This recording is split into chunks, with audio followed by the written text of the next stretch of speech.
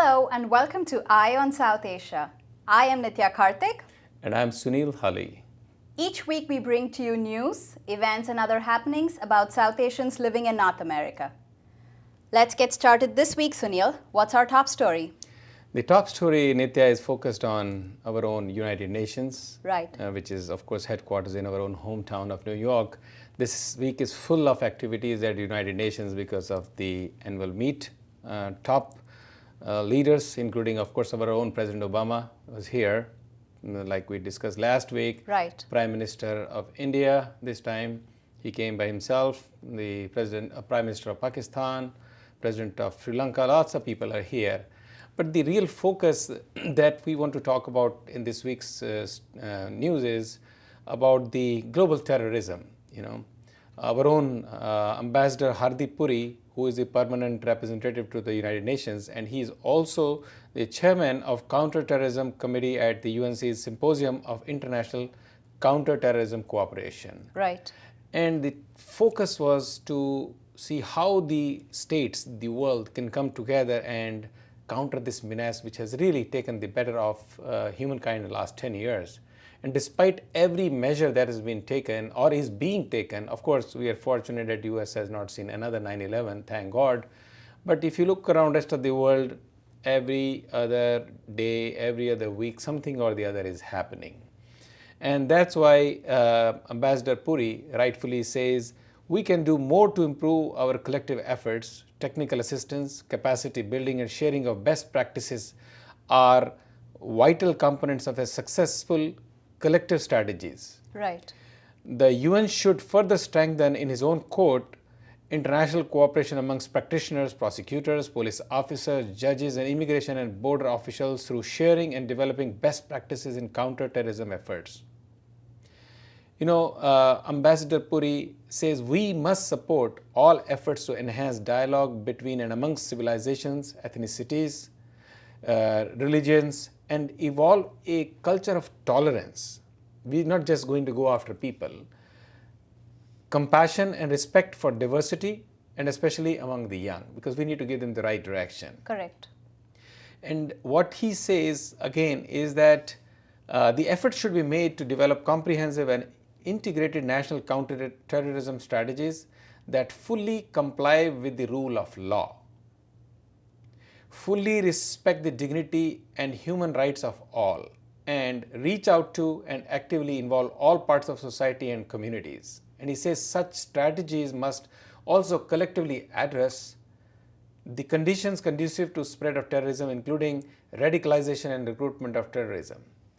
Puri rightfully says that even though we think we are prepared as the best countries in the world, including the first world, but somehow or the other, the motivated the community, this terrorist community, are somehow ahead of us. They have the latest gadgets, they have the latest communication systems, they are very well organized, they are very well informed. The communication. He says their communication system is so strong. Right. That we need to evolve, the states need to evolve a system whereby we must share. That's why he says the central requirement of an effective counterterrorism strategy is the necessary political will to squarely face the challenge of terrorism, first of all, because some of the countries are still in a denial. And no cause or grievance could justify terrorism, and we need to adopt a holistic approach that ensures zero tolerance. Absolutely. There is no other way. Zero tolerance is the way to go forward. Exactly. So I think it was a very hot subject at the United Nations, and most of the countries, actually everybody agreed with that, and I think some of the resolutions were passed and adopted, and hopefully they'll bring countries together even if they have other political differences, but in terms of how to handle and how to counter terrorism, they must come together. That is the real hard subject for this week. And moving on to the next story, of course, with the focus on India again at the United Nations, our own, as we had announced in the weeks ago on Eye on South Asia, our own new ambassador, and Nirupama Rao. Yes. She presented her credentials to President Obama and expressed, restated the bonding between the two countries. She of course passed on the greetings from the Indian president as well as the Prime Minister of India to him. I think she was the first woman to be made the spokesperson for the external affairs. She was the first, or actually the second woman to become the foreign secretary, and she has been right after Chokila, correct? Yeah, and Chokila Iyer, and she has been decorated in various positions which are from the Indian Foreign Service. She was earlier an ambassador to Peru. She was a high commissioner to Sri Lanka. She was a deputy chief of in Moscow and then she was also earlier in her stint in Washington D.C. I think in 1990. Yeah, that is when she was here. She was the Minister for Press Affairs. She has had a glorious career, and rightfully at the right time she has been sent here. And as Obama said once again, the two countries enjoy a natural friendship, which was showing in his meeting when he met with her, that the India-US partnership has proven to be dynamic and broad and serves to advance peace and prosperity in Asia and rest of the world.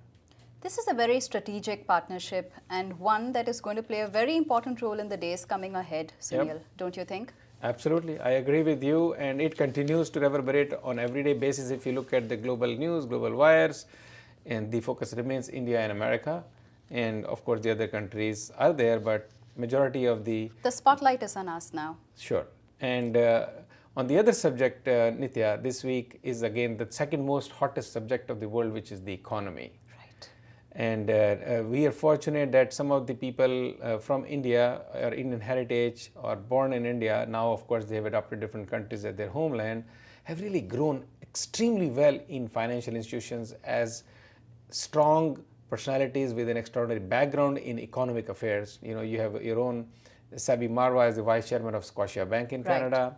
You have Vikram in Citibank, and we have R. Sitharaman as a CEO of Doha Bank.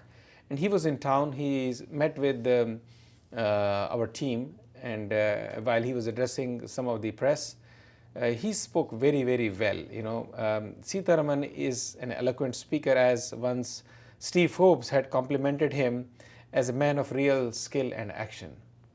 You know, Sitharaman is very specific about India. He says, you know, India is got immense scope, and there is a potential for funded as well as non-funded projects. And he says the challenge is to determine, of course, the pricing of the products because of the inflation factors in India. So it's very challenging to figure out where to position the pricing, but it still is the most important economy in the world, growing. And he was of course here once again for United Nations meet, where he was for the International Monetary Fund annual conference, again in Washington DC. And you know, when he talked about it, he says, you know, the Indian retail customers are very tech savvy. That they are. And are constant, so there is a challenge on any product, of course, including the banking products, to innovate. And he says due to the rising foreign trade, innovation treasury and forex products are to be introduced to address customer needs. He says the derivatives and structured products can also be designed to customer needs. For India, of course, he's talking about India. And he's very happy that, you know, the new opportunities that Indian banks and Indian regulations have allowed by raising the foreign institutional investment limit to corporate infrastructure bonds by 20 billion to 25 billion now, which is a huge act. You know, we talked about it in one of the previous weeks, yes, of ION South Asia. So he says the private banking, wealth management solutions have a good potential in India. The only place where he sees really us lacking behind in India, he talks about the mobile banking, which is a very unique thing to talk about. In India today, in last 10 years, mobile has really taken the country by storm. We have 775 million subscribers. That's a lot. Which is like in Indian numbers 80 crores, 77 crores out of the 115 crores population. And he says less than a tiny 0.5% use it regularly. So he feels that is a very strong space where the banking can go in and introduce products. and make a Splash, mobile, right. mobile banking is very strong in many countries, of course, our own US of A, and including some of the countries like Bangladesh, where Grameen Bank itself has introduced the mobile banking, especially for money transfers, where India, of course, thrives. That's an area where he thinks it's very important segment that we can grow in the banking sector. And he says he's very happy about the regulatory discipline in India.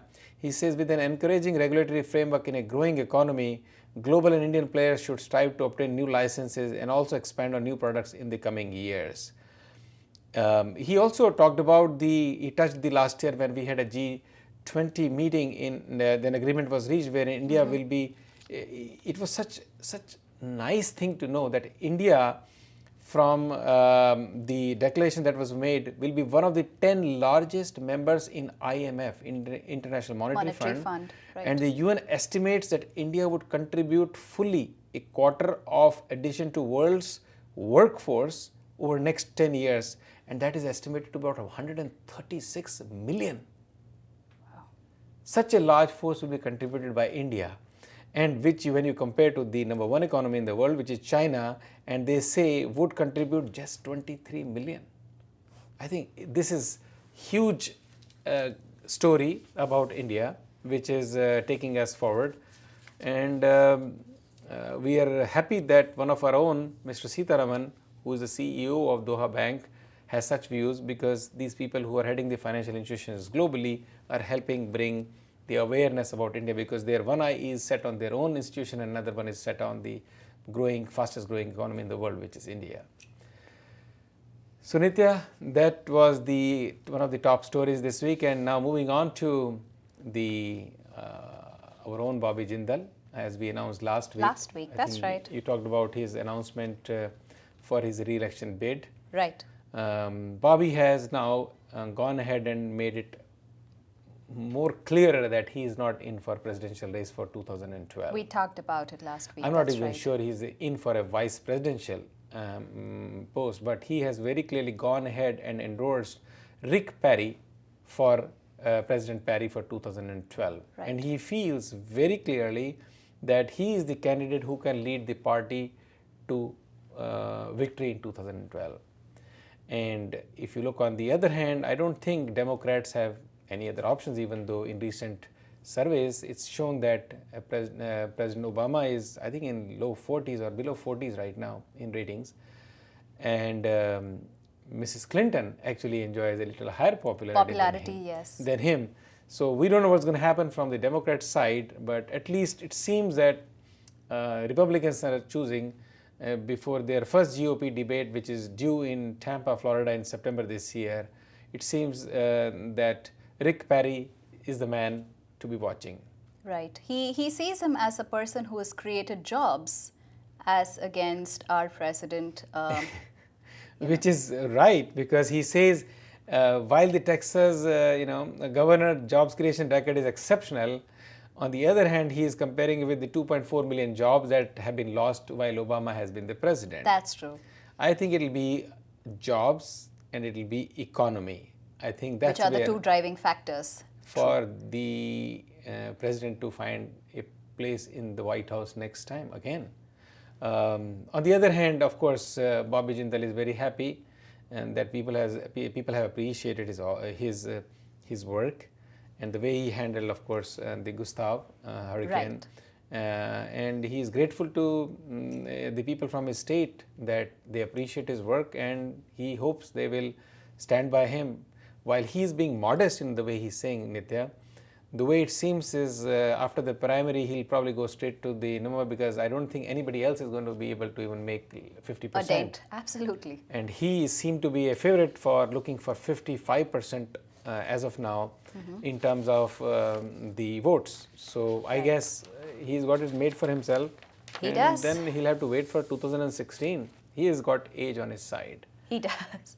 And by then he'll have the necessary experience too. Well, I don't know. I mean, he has the experience, or will he have the experience? Because by ruling or governing a state as small as Louisiana, you really don't have much. It's very small you have to be in the major states like New York, maybe in California, or even a Texas Right. like Perry, to be able to finally bid for a position to make it to the White House and eventually perform successfully, because that's a different ball game altogether when you deal with Washington DC. But I'm sure he'll learn through the ropes, and for us it's good. Bobby, if he makes it to the White House, it's good for all of us. Absolutely. And for the Indian community. Hold that thought right there, Sunil. We have to go on for a short break. Don't go anywhere. Come right back.